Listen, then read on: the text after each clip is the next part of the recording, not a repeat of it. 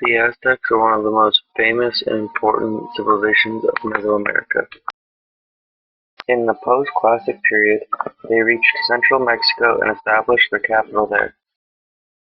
In just a few centuries, they managed to control almost all of Mexico through an extended empire. They are believed to have migrated from a mythical land called Aztec. Historically, they were the last of many Nahuatl-speaking tribes, generally called Chichimeca. They migrated south due to a period of great drought. Around 1250 AD, the Aztecs established themselves on the shore of Lake Texcoco after 200 years of migration. Thanks to their military skills and strategic positioning, the Aztecs became allies of the most powerful cities of the valley. They obtained recognition as a kingdom, electing their first ruler, Acamapictil, a member of the royal family of Culhuacan. In 1428, they allied themselves with the cities of Texcoco and Tlacopan, forming the Triple Alliance.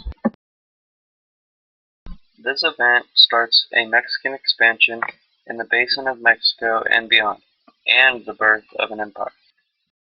The Aztecs, known for their calendar systems, used two different types of calendars.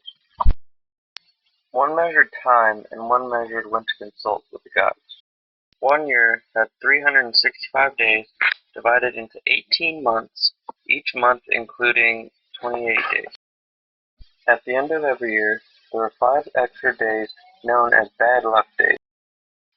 Aztec time was divided into 52-year cycles, similar to our current 100-year cycles called centuries. Each day belonged to a different god. Days could be good or bad, based on which god represented that day.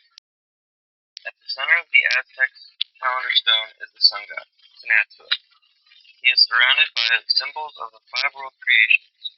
The symbols of the 20 days of the solar month and the eclipses of the sun were foretold by the calendar stone. The Aztec population was estimated to be around 100,000 people, divided into nobles, commoners, serfs, and slaves. Nobles were exempted from taxes and covered government positions. Commoners paid tributes for labor and taxes, and the slaves were criminals, people who didn't pay taxes. At the top of the society stood the ruler of each city-state and his family. The supreme king, or Huaytotoni, was the emperor or king of Tenochtitlan. The position of the emperor was not hereditary, but elected. He was chosen by a council of nobles. All Aztec children attended school. What they were taught depended on their gender and the social class. Schools imposed harsh punishments for students who misbehaved, such as beatings and whippings. In the average Aztec family, husbands worked in the fields with older boys, and the wife managed the house duties and would train the daughters. Women spent much time grinding corn on a flat stone. The Aztec Empire was made up of small city-states called Altepetl. The supreme leader of the capital city of Tenochtitlan served as the emperor of the Aztec Empire.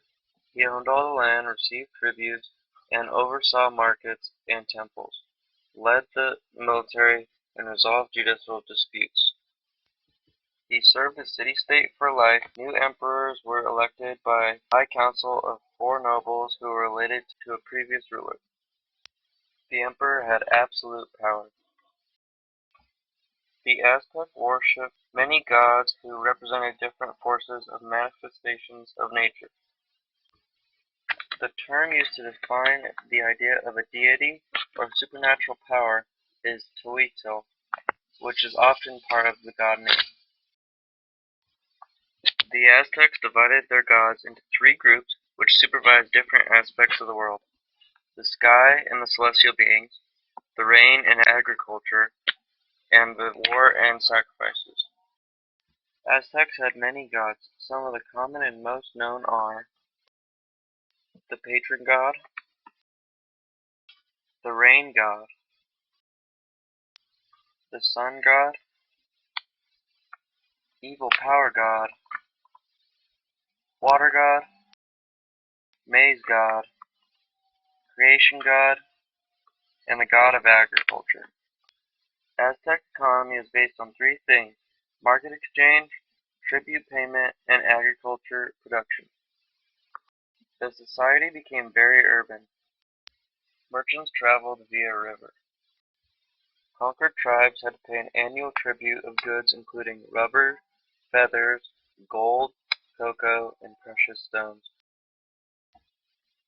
Some crops that the Aztecs grew were maize, corn, beans, squash, peppers, avocados, tobacco, hemp, chilies, tomato, and chives. Aztec technology was advanced in such a way that they were familiar with the wheel. The wheel was, however, only used in toys. In addition, the Aztecs did not have any horses, mules, or beasts of burden.